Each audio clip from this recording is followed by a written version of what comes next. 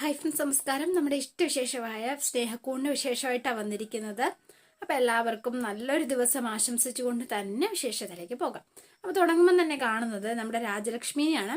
അപ്പോൾ പല്ലവി കയറി വന്നപ്പോൾ തന്നെ പല്ലവി ആകെ കല്ലി പിടിച്ചാണ് കേട്ടോ നിൽക്കുന്നത്. നിങ്ങളെന്താ ഇവിടെ എന്നൊക്കെ ചോദിച്ചോണ്ട്, അത് പിന്നെ എന്നെ നോക്കണ്ട, എൻ്റെ യഥാർത്ഥ മരുമോള് ഇവിടെയാണല്ലോ താമസം, അതുകൊണ്ട് ഞാൻ ഇങ്ങോട്ട് പോകുന്നത്. വേറെ കാര്യമൊന്നുമില്ല, ഇവിടെ കഴിയാനോ? അതൊന്നും നടക്കില്ല എന്ന് പറഞ്ഞു പല്ലവി. അതിന് ഞാൻ സമ്മതിക്കില്ല. അയ്യോ, അതിന് പിരിയാൻ നിൽക്കുന്ന മരുമോളുടെ സമ്മതം ആർക്ക് വേണം എന്ന് ചോദിച്ചു. അപ്പൊ പിന്നെ ഉത്തരവില്ല. ഞാനിതേ ഇവിടെ താമസം തുടങ്ങിക്കഴിഞ്ഞു. നോക്ക് കഴിയുമെങ്കിൽ എന്നെ ഇവിടുന്ന് ഇറക്കി വിട്ടോ, ഒരു കുഴപ്പമില്ല എന്ന് പറഞ്ഞു. അപ്പൊ പല്ലവി ദേഷ്യത്തിൽ അങ്ങ് പോയിട്ട് അച്ഛാ അമ്മേ എന്നൊക്കെ വിളിച്ചു. അപ്പൊ അവര് രണ്ടുപേരും അങ്ങോട്ടേക്ക് വന്നു. എന്താ അച്ഛാ ഇവരെ കയറ്റി ഇവിടെ താമസിപ്പിച്ച് എന്തിനാ? നമ്മളെ ക്ഷണിച്ചിട്ട് വന്നല്ലോ, ആരോടും പറയാതെ കയറി വരുമായിരുന്നു. ഇറങ്ങിപ്പോവാൻ പറയായിരുന്നില്ലേ അച്ഛന്? അങ്ങനെ ചോദിക്കുമോളെ, നിന്റെ അതേ അഭിപ്രായം തന്നെയായിരുന്നു എനിക്ക്. അച്ഛനാ സമ്മതിക്കാതിരുന്നത് എന്ന ശോഭയും പറയാണ്. അതെ, ഇന്ദ്രന്റെ അമ്മ മാത്രമല്ല, വിശ്വന്റെയും അമ്മ കൂടിയാ. അതുകൊണ്ട് ഇന്ദ്രന്റെ അമ്മയെ നമ്മൾ ഇവിടെ താമസിപ്പിക്കേണ്ട ആവശ്യമില്ല. പക്ഷേ വിശ്വന്റെ അമ്മയെ നമുക്ക് അങ്ങനെ പെരുമാറാൻ പറ്റുമോ? ഇവിടുന്ന് ഇറക്കി വിടാൻ പറ്റുമോ മോളെ? അപ്പൊ പിന്നെ അതൊന്നുമില്ലെങ്കിലും പാറുവിന്റെ ഭർത്താവിന്റെ അമ്മയല്ലേ, പിന്നെ വന്ന് കയറുമ്പോഴേ ഇറങ്ങിപ്പോവാൻ എങ്ങനെയാ പറയാ? അവരൊരു ശല്യവാ. ഇതുവരെ ഈ വീട്ടില് ഒരു സമാധാനം ഉണ്ടായിരുന്നു, അതിവര് നശിപ്പിക്കും. എന്ത് ചെയ്യാൻ പറ്റും മോളെ? സഹിക്കും അല്ലാണ്ട് എന്ന് ചോദിച്ചു. നോക്കാം, കുറച്ചു ദിവസം. അതെ, വയ്യാത്തല്ലേ, 1-2 ദിവസം നിന്നിട്ട് അങ്ങ് പൊയ്ക്കോട്ടെ. 1-2 ദിവസം എനിക്ക് തോന്നുന്നില്ല അവര് പോകുന്ന. അവരിവിടെ തന്നെ കടിച്ചു പിടിച്ചു കൂടും, ഒരു സംശയം വേണ്ട. അപ്പൊ ഈ നമ്മുടെ വിശ്വവും പാറും കൂടി അങ്ങോട്ടേക്ക് ഇറങ്ങി വരുവാ. ഇതൊരു വെറും വരവൊന്നും അല്ല, കരുതി കൂട്ടിയുള്ള വരവ് തന്നെയാ. അവരുടെ മനസ്സിൽ അവരെന്തോ ഉണ്ട്. അത് എന്ന് തന്നെയാണെങ്കിലും നമ്മൾ അതിന് നല്ല വില കൊടുക്കേണ്ടി വരും എന്നോടെ പറഞ്ഞു. അപ്പൊ പല്ലവി ഇങ്ങനെ ആകെ ടെൻഷനായിട്ട് നിൽക്കുവാണ് കേട്ടോ. അപ്പൊ പാറുവിന്റെ വിശ്വത്തിന്റെ അടുത്തേക്ക് നേരെ ചെല്ലുകയാണ്. അപ്പൊ ഇവരവിടെ നിൽപ്പുണ്ടല്ലോ, ഇവരിത് കേട്ടോണ്ടാണ് നിൽക്കുന്നത് കേട്ടോ. ആകെ വിഷമായി പല്ലവിക്ക്. അതെ, നിന്റെ അമ്മായിയമ്മയാണ് എന്നുള്ള കാര്യമൊക്കെ ശരി തന്നെയാണ്. പക്ഷേ എനിക്കെന്തോ ഇവരെ ഇന്ദ്രന്റെ അമ്മയായിട്ട് മാത്രമേ എനിക്ക് കാണാൻ കഴിയൂ എന്നുകൂടി പല്ലവി അങ്ങ് ചേർത്തു. അല്ല, അമ്മയ്ക്ക് തീരെ സുഖമില്ലാത്തതെന്ന് പറഞ്ഞത് നേരെ ചേച്ചി.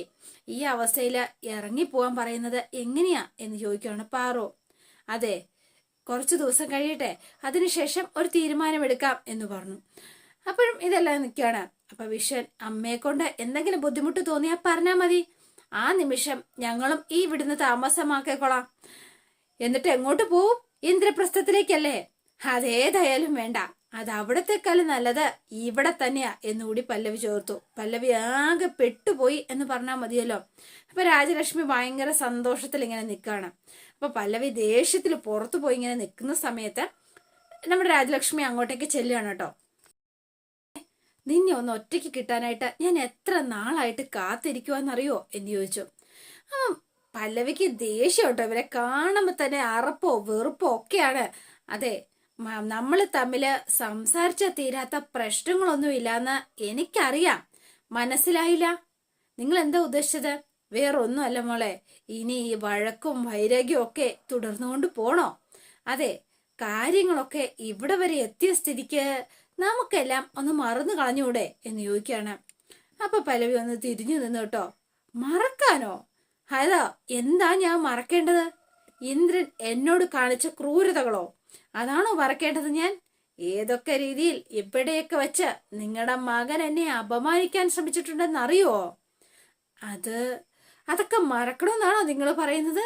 ശരി, എന്നാ ഞാൻ എല്ലാം മറക്കാം, എല്ലാം പൊറുക്കുകയും ചെയ്യാം. എന്നാ എനിക്ക് ഡിവോഴ്സ് തരാൻ പറ മോനോട്. നിന്നെ അവന് വലിയ ഇഷ്ടമാണ്, നിന്നെ പിരിയാനായിട്ട് അവന് കഴിയില്ല, അതുകൊണ്ടല്ലേ അവൻ ഡിവോഴ്സ് തരാത്തത് എന്ന് ചോദിക്കാണ്. നമുക്ക് കേസ് അവസാനിപ്പിക്കാം മോളെ, എന്നിട്ട് നീ എന്റെ മോള് അവനോടൊപ്പം വന്ന് താമസിക്ക. എന്താ നല്ല രസമായിരിക്കും നീ ശരിക്കും, നീയും ഇന്ദ്രനും പാറും വിശ്വനും. അപ്പോ ചേട്ടനും അനിയനും ചേച്ചിയെയും അനിയത്തിയും കെട്ടി ജീവിക്കുന്നത് എന്ത് നല്ല കാര്യമാ. നല്ലത്. എനിക്ക് താല്പര്യമില്ലെങ്കിലോ എന്ന് ചോദിച്ചു.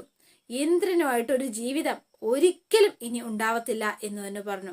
അങ്ങനെ ഒരു മോഹം ആരുടെയെങ്കിലും ഉള്ളിലുണ്ടെങ്കിൽ അതങ്ങ് മനസ്സിൽ തന്നെ വെച്ചാ മതി, അത് നടക്കില്ല.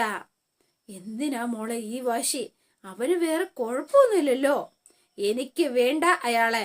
ഒരായുസിൽ അനുഭവിക്കാനുള്ളത് മുഴുവൻ ഞാൻ അനുഭവിച്ചു കഴിഞ്ഞു. ഇനി ആ തെറ്റ് ആവർത്തിക്കാൻ ഞാൻ ഒരിക്കലും തയ്യാറല്ല. എന്നെ അതിന് ആരും നിർബന്ധിക്കുകയും ചെയ്യരുത്. ഡിവോഴ്സ് കിട്ടുമെന്ന് നിനക്ക് തോന്നുന്നുണ്ടോ? കിട്ടും, അതിന് ഒരു സംശയവും വേണ്ട. ആ വേഷം നല്ലതാണ്, പക്ഷേ അത് നടക്കും എന്നൊന്നും വിചാരിക്കുകയേ വേണ്ട. അത് തന്നെയാ എനിക്ക് നിങ്ങളോടും പറയാനുള്ളത്. ഞാനും ഇന്ദ്രനും ഒരുമിച്ച് ജീവിക്കും എന്നുള്ള നിങ്ങളുടെ ആഗ്രഹമുണ്ടല്ലോ, അത് നടക്കുമെന്ന് നിങ്ങളും വിചാരിക്കണ്ട, ഒരിക്കലും വിചാരിക്കണ്ട. നിങ്ങൾ എങ്ങനെയൊക്കെ ആഗ്രഹിച്ചാലും അത് തൽക്കാലം നടക്കാൻ പോകുന്നില്ല എന്ന് തന്നെ പല്ലവി മുഖത്ത് നോക്കി അങ്ങ് പറഞ്ഞു. എന്നിട്ട് കയറിപ്പോവാണ്. രാജലക്ഷ്മിക്ക് ദേഷ്യം വന്നു എന്നുള്ളത് സത്യം. ഈ സമയത്ത് നമ്മുടെ ഇന്ദ്രൻ മതില് ചാടി ഇതേ പായൊക്കെ കക്ഷത്തി വെച്ച് ആളങ്ങോട്ടേക്ക് വന്നിരിക്കുകയാണ് കേട്ടോ. വന്ന് താക്കോലില്ലാതെ ഇതേണ്ട ഒരു കമ്പിയൊക്കെ വെച്ച് ആ വാതിലൊക്കെ തുറന്ന് നേരെ അകത്തേക്ക് കയറി. എന്നിട്ട് സോഫയിൽ കയറി മാനന്ന് കിടക്കാണ് ആള്. പിന്നെ കാണുന്നത് നമ്മുടെ സേതുവിന്റെ ഫോണിലേക്ക് പല്ലവി വിളിക്കുകയാണ്. അതെ, എന്താ പല്ലവി വിളിച്ചത് എന്ന് ചോദിച്ചു. നാളത്തെ പ്രത്യേകത എന്താണെന്നറിയോ എന്ന് ചോദിച്ചു. നാളെ എന്താ റിപ്പബ്ലിക് ഡേ ആണോ? അത് ജനുവരിയിലല്ലേ എന്റെ സേതുവേട്ടാ. ഓ, അത് ശരിയാണല്ലോ. പിന്നെ എന്താ പ്രശ്നം? മനസ്സിലായി എന്ന് പറഞ്ഞു. എന്ത് മനസ്സിലായി എന്ന്? അല്ല, എന്നെ കെട്ടിപ്പിടിച്ചൊരു ഉമ്മ പറഞ്ഞു തരാം എന്ന് പറഞ്ഞ ദിവസമല്ലേ? അടിയം വെച്ചു കേട്ടോ സേതുവേട്ടാ. എന്റെ പൊന്ന് സേതുവേട്ടാ, നാളെയാ ഋതുവിന്റെ ബർത്ത്ഡേ. നമുക്ക് ആഘോഷിക്കണമല്ലോ. വേണം. ഇപ്പോഴത്തെ അവസ്ഥയില് ആ ബർത്ത്ഡേ ആഘോഷത്തിന് വലിയ പ്രാധാന്യമുണ്ട്. അറിയാലോ ഋതുവിന്റെ അവസ്ഥ. അവളെ പുറത്തു കൊണ്ടുവരാനായിട്ട് ഈ ആഘോഷം കൊണ്ട് നമുക്ക് കഴിയണം. ഞാൻ റെഡി. എന്താ വേണ്ടെന്ന് വെച്ചാ പറഞ്ഞാ മതി. എന്ത് വേണമെന്ന് ബാക്കിയുള്ളവരോട് കൂടി ആലോചിച്ചിട്ട് പറയാം. ആഘോഷം എന്താണേലും വേണം, അതിൽ ഒരു മാറ്റവും ഇല്ല. അത് ഋതു സമ്മതിക്കോ? അതിന് അവളുടെ സമ്മതം ഇപ്പൊ ആര് ചോദിക്കുന്നു എന്ന് ചോദിച്ചു. നമ്മള് ബർത്ത്ഡേ ആഘോഷിക്കുന്നതിന് അവളുടെ സമ്മതം എന്തിനാ? അതിപ്പോ നമ്മുടെ ഇഷ്ടമല്ലേ? അല്ല, അവളൂടെ ഉണ്ടെങ്കിലല്ലേ അതിനൊരു രസമുള്ളൂ. അവളൂടെ ഉണ്ടായിരിക്കും. നമ്മൾ എത്രമാത്രം അവളെ സ്നേഹിക്കുന്നുണ്ടെന്ന് അവക്ക് നാളെ മനസ്സിലാവും. സേതുവേട്ടൻ അറിയാലോ, ആരുമില്ല എന്നുള്ള തോന്നലിൽ നിന്നാ പലപ്പോഴും ഡിപ്രഷൻ തുടങ്ങുന്നത്. ജീവിതത്തിൽ പല പ്രതീക്ഷകളും നഷ്ടപ്പെട്ടു എന്ന് തോന്നും. അവിടുന്നാണ് അതിന്റെ ഒരു ആരംഭം. ആ തോന്നല് നല്ലതുപോലെ ഋതുവിനുണ്ടാവും. അങ്ങനെയല്ല, നമ്മളൊക്കെ അവളുടെ കൂടെ ഉണ്ട് എന്ന് അവക്ക് തോന്നണം. അതിന് നമ്മൾ ഈ ദിവസം ഉപയോഗിക്കും. Okay, set. അപ്പൊ താൻ പ്ലാൻ പറ. അതൊക്കെ പറയാം. സേതുവേട്ടനൊന്ന് അച്ചുവിനോടും സ്വാതിയോടും പറഞ്ഞാൽ മതി. ബാക്കിയൊക്കെ അവർ ചെയ്തോളും. ഓക്കെ, അത് ഞാൻ ഏറ്റു. ശരി എന്ന് പറഞ്ഞു ഫോൺ വെച്ചു. അപ്പൊ അത് ആഘോഷിക്കാനിരിക്കണം. അപ്പൊ ഹരി ജോലിയൊക്കെ കഴിഞ്ഞ് വന്ന ആളാകെ ക്ഷീണിച്ചു. മടുത്തു, വയ്യാണ്ടായി എന്നൊക്കെ പറഞ്ഞോണ്ടാണ് ആളിരിക്കുന്നത്. നല്ല ക്ഷീണം. ഹരി, ഇപ്പൊ ഡ്രസ്സ് മാറണ്ട. ഡ്രസ്സ് മാറാതെ എങ്ങനെയാ? കുളിക്കണ്ടേ? നമുക്ക് ഒരു സ്ഥലം വരെ പോകാനുണ്ട്. എവിടെ? ഒരു ഗിഫ്റ്റ് വാങ്ങാനാ. നാളെ ഋതുവിന്റെ ബർത്ത്ഡേയാ, അവക്ക് കൊടുക്കണം. ഷോ, എന്റെ പൊന്നച്ചോ, പകല് മുഴുവൻ കടകല് മുഴുവൻ കയറി ഇറങ്ങി ക്ഷീണിച്ച് അവശനായ വന്നിരിക്കുന്നത്. ഇനിയും ഇവിടെ നിന്ന് ഇറങ്ങാന്ന് പറഞ്ഞാ കുറച്ച് കഷ്ടവാ എന്ന് പറഞ്ഞു. ഹരിയൊന്ന് കൂടെ വന്നാ മാത്രം മതി. ഗിഫ്റ്റൊക്കെ ഞാൻ തനിയെ വാങ്ങിക്കോളാം. ശരി, ടാക്സി വിളിക്കണം, അതിൽ കയറണം, പോണം. എന്താ ബ്ലോക്ക് എന്നറിയോ ടൗണിലൊക്കെ. അതിന് ടാക്സി ഒന്നും വേണ്ട, നമ്മുടെ ഓട്ടോറിക്ഷയില്ലേ, അതിൽ പോകാം. എന്റെ പൊന്നച്ചു, എന്നെ ഇങ്ങനെ ശിക്ഷിക്കല്ലേ, എനിക്ക് വയ്യ എന്ന് പറഞ്ഞു. ഹരിക്ക് എന്നെ സഹായിക്കാൻ പറ്റുമെങ്കിൽ വാ, അല്ലെങ്കിൽ ഞാൻ അങ്ങ് പോയിക്കോളാം. നാളെ രാവിലെയാ സെലിബ്രേഷൻ. ഗിഫ്റ്റ് എന്താണേലും വാങ്ങിയേ പറ്റൂ എന്ന് പറഞ്ഞു. ശരി, എന്നാ വാ പോകാം എന്ന് പറഞ്ഞു. അപ്പൊ ഹരി എഴുന്നേറ്റ് പോകാൻ തുടങ്ങിയപ്പോ ഞാൻ സോറി ഹരി എന്ന് പറഞ്ഞു. എനിക്ക് ഹരി അല്ലാതെ വേറെ ആരാ ഉള്ളത്? ശരിയാ, ഹരി ക്ഷീണിച്ചാ വന്നിരിക്കുന്നതെന്ന് എനിക്കറിയാം. ഞാൻ ഹരിയെ വീണ്ടും പുറത്തോട്ട് പറഞ്ഞയക്കാൻ പാടില്ല. പക്ഷെ എന്ത് ചെയ്യാനാ? സോറി, പറ്റിപ്പോയി. ഈ ഒരു തവണത്തേക്ക് കൂടി എന്നോടൊന്ന് ക്ഷമിക്കുക. ഇനി ഞാൻ ആവർത്തിക്കില്ല കേട്ടോ എന്ന് പറഞ്ഞു. പിന്നെ പോകുന്നത് ഓട്ടോയിലാണെങ്കിലും ഹരിക്ക് ഒരു ക്ഷീണവും വരാതെ ഞാൻ നോക്കിക്കോളാം. താൻ പിന്നി കയറി നെളിഞ്ഞിരിക്കും. അതുപോലെ അല്ല ഡ്രൈവിംഗ് സീറ്റ് വണ്ടി ഓടിക്കുന്നത്. അത്ര പാടാണ് ഓട്ടോ ഓടിക്കാൻ? സംശയം എന്താ? എത്ര ആയിരം വണ്ടികളാ റോഡിലാണെങ്കിൽ മുടിഞ്ഞ ട്രാഫിക്ക്. ഇതിനിടയിൽ കൂടെ എങ്ങനെ ഓടിക്കുന്ന? ആ ഇന്നത്തെ സമാധാനം പോവാൻ ഇതൊരൊറ്റ ഡ്രൈവ് മതി. എന്നാ വാഹരി പ്ലീസ്, ഋതുവിന് വേണ്ടിയല്ലേ? ആ ഇനിയിപ്പോ ഋതുവിന് വേണ്ടിയിട്ടല്ലെങ്കിലും ഞാൻ വരും. വിളിക്കുന്നത് താരാണല്ലോ, അതുകൊണ്ട് ഞാൻ വരും. ശരി വാ നമുക്ക് പോകാം എന്ന് പറഞ്ഞ ഹരിയെ മുന്തി തള്ളി ഇതണ്ട് പോവാണ് കേട്ടോ. അപ്പൊ ഇതെന്താ നമ്മൾ ഇങ്ങോട്ടേക്ക് എന്ന് ചോദിച്ചു. ദാങ്ങ് നോക്കിക്ക്, ഇത് നമ്മുടെ ഓട്ടോറിക്ഷയല്ലേ? അതെ നമ്മുടെ ഓട്ടോറിക്ഷയാണ്. പിന്നെ ഇതെന്തിനാ ഇവിടെ കൊണ്ടുവന്നതെന്ന് മനസ്സിലായില്ല. ആ ഇനി വാ പറയാം എന്ന് പറഞ്ഞുകൊണ്ട് ആര്യയെ കൂട്ടിക്കൊണ്ട് വന്നു. ഫ്രണ്ടിലല്ല പുറകിലിരിക്കണം എന്ന് പറഞ്ഞു. പുറകിലോ? വണ്ടി ആരോടിക്കും? വണ്ടി ആരെങ്കിലും ഒക്കെ ഓടിക്കും. ഞാൻ പറയുന്നൊന്ന് കേൾക്ക് ഹരി. കയറിയേ അച്ചു, തനിക്ക് കുഴപ്പമൊന്നുമില്ലല്ലോ അല്ലേ? എനിക്ക് ഇതുവരെ ഇല്ല, ഇനി വരാനും സാധ്യതയില്ല. അത് ഹരിക്കോട് മനസ്സിലാക്കി തരാൻ വേണ്ടിയാ ഞാനിപ്പൊ ഇങ്ങോട്ട് കൊണ്ടുവന്നത്. കേറ് എന്ന് പറഞ്ഞു. അച്ചു ഇതേ വണ്ടി കയറി വണ്ടി സ്റ്റാർട്ടാക്കി. എന്റെ അച്ചു നീ എന്താ കാണിക്കുന്നത്? വണ്ടി സ്റ്റാർട്ടായി. അതെ ഹരി, ഞാനായി വണ്ടി ഓടിക്കാൻ പോണത്. എനിക്ക് വണ്ടി ഓടിക്കാനുള്ള ലൈസൻസ് കിട്ടി. ഹരിക്ക് വിശ്വാസം വരുന്നില്ല അല്ലേ? അച്ചു താൻ എന്തൊക്കെയാ പറയുന്നത്? താൻ എപ്പോഴാ ഇത് പഠിച്ചത്? അതൊക്കെ പഠിച്ചു. ഇപ്പൊ ആരും വണ്ടി ഓടിക്കുന്നത് പോലെ ഈ ഞാൻ ഓടിക്കും. ആവശ്യമാണല്ലോ, ഓരോ സൃഷ്ടിയടിയും പുറകില ഒരു ഓട്ടോ ഡ്രൈവറിനെ കൂടി വേണം എന്നല്ലേ ഹരി പറഞ്ഞത്? അപ്പൊ തോന്നിയ ആശയാണ് എന്തുകൊണ്ട് ഞാനായിക്കൂടാ എന്ന്. ഞാൻ പോയി ഡ്രൈവിംഗ് സ്കൂളിൽ ചേർന്നു, പഠിച്ചു, ലൈസൻസ് എടുത്തു. എന്നെ സഹായിച്ചത് ആരാന്നറിയോ? പല്ലവി ചേച്ചി. ചേച്ചിയോ? ചേച്ചി തന്നെ. അതുകൊണ്ടാ പറഞ്ഞത് ധൈര്യമായി കയറിക്കോളാൻ. ഇന്ന് ഞാൻ ഓടിക്കുന്ന വണ്ടിയിൽ ഹരി കയറിയിരിക്കും, നമ്മള് ഒരുമിച്ച് പോവും. എന്നാ പോവാം എന്ന് ചോദിച്ചു. എന്റെ ഈശ്വരാ എന്നെ കാത്തോണേ എന്നൊക്കെ പറഞ്ഞാണ് ഹരി വണ്ടിയിലേക്ക് കയറുന്നത് കേട്ടോ. എന്നിട്ട് ഇവർ രണ്ടുപേരുടെ പോവാണ്. പിന്നെ കാണുന്ന നമ്മുടെ ഇന്ദ്രനെയാണ്. അപ്പൊ ഇന്ദ്രൻ പതുക്കെ കള്ളനെ പോലെ ഇതേണ്ട രാജലക്ഷ്മി കിടക്കുന്ന റൂമിൽ ചെന്നു. എന്നിട്ട് അമ്മേ അമ്മേ എന്ന് വിളിച്ചു. ലൈറ്റ് അടിച്ച് മുഖത്ത് കാണിച്ചപ്പോ രാജലക്ഷ്മിയെ കണ്ണടച്ചു പിടിച്ച് എഴുന്നേറ്റ് നിന്ന് കാറുവാണ് കേട്ടോ. അമ്മേ പേടിക്കല്ലേ, കണ്ണ് തുറക്ക്, ഞാൻ ഇന്ദ്രനാ, അമ്മയുടെ മോനാ ഈ എന്ന് പറഞ്ഞു. നീയോ? ഇന്ദ്ര നീ എങ്ങനെ ഇവിടെ വന്നു എന്ന് ചോദിച്ചു.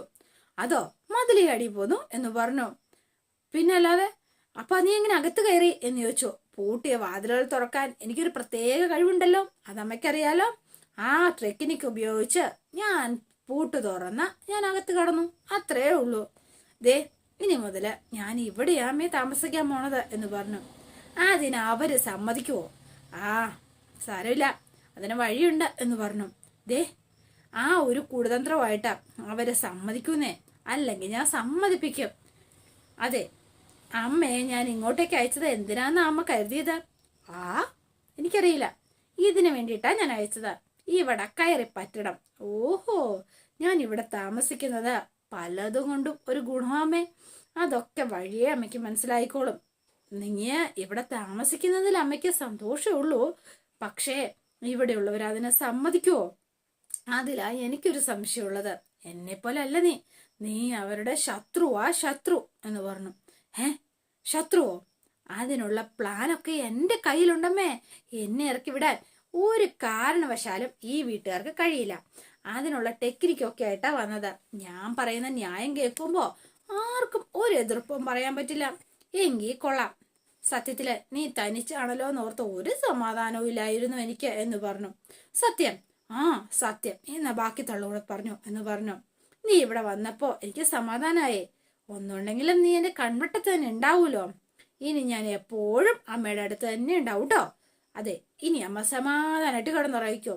ഇനിയും വന്ന് നീ എന്നെ പേടിപ്പിക്കില്ല കേട്ടോ. ഇല്ല. അപ്പോഴേ ഗുഡ് നൈറ്റ് എന്നൊക്കെ പറഞ്ഞ് ഇന്ദ്രൻ പുറത്തേക്ക് പോവാണ്. പിന്നെ കാണുന്നത് നമ്മുടെ ഋതുവിനെയാണ്. അപ്പൊ ഋതു നല്ല ഉറക്കത്തിൽ നിന്ന് വലിച്ചു പൊക്കി അച്ചുവും സ്വാതിയും കൂടി താഴേക്ക് കൊണ്ടുപോവാണ് കേട്ടോ. അപ്പൊ ബർത്ത്ഡേയുടെ എല്ലാ ആഘോഷങ്ങൾക്കും സെറ്റാക്കി വെച്ചിട്ടാണ് കൊണ്ടുപോണത്. അപ്പൊ ഋതു ഇറങ്ങി ചെന്നപ്പോഴത്തേനും എല്ലാവരും ഹാപ്പി ബർത്ത്ഡേ പാടുന്നു. ഭയങ്കര ഫോട്ടോ ഒക്കെ വെച്ച് ഋതുവിന്റെ ഒരു കേക്ക് വാങ്ങിച്ചു വെച്ചിരിക്കുന്നു. ഇത് കണ്ടപ്പോ ആൾക്ക് ഭയങ്കര സന്തോഷമായി കേട്ടോ. ആ ഇന്നാണല്ലേ എന്റെ ബർത്ത്ഡേ. സത്യം പറഞ്ഞാൽ ജീവിതത്തിൽ ഏറ്റവും അധികം സന്തോഷിക്കുകയും ആഘോഷിക്കുകയും ചെയ്തിരുന്ന ഒരു ദിവസമായിരുന്നു ഇന്ന്. പക്ഷേങ്കില് ഇന്ന് എനിക്ക് ആ ദിവസത്തോട് തന്നെ വെറുപ്പാ എന്ന് ഋതു ഇങ്ങനെ പറഞ്ഞപ്പോൾ ഇവരെല്ലാവരും വിഷമിച്ചിങ്ങനെ നോക്കി നിൽക്കുക കേട്ടോ. അതോടെയാണ് ഇന്നത്തെ വിശേഷം അവസാനിക്കുന്നത്. ഇനി ഇന്ദ്രനും കൊണ്ടുള്ള കളികളാണ് കേട്ടോ. അപ്പൊ എല്ലാവരും വെയിറ്റ് ചെയ്തിരിക്കുക. നിങ്ങൾക്ക് ഇഷ്ടപ്പെട്ടുവെങ്കിൽ ലൈക്ക് ചെയ്യാനും ഷെയർ ചെയ്യാനും മറക്കല്ലേ. തൊട്ടടുത്ത് ആ ബെൽ ബട്ടൺ കൂടെ ഒന്ന് ഞെക്കുകയാണെങ്കിൽ ഞാൻ ഇടുമ്പോൾ തന്നെ നോട്ടിഫിക്കേഷൻ ലഭിക്കുന്നതായിരിക്കും. പുതുപുത്തൻ വിശേഷമായിട്ട് എത്താം. Bye and see you again.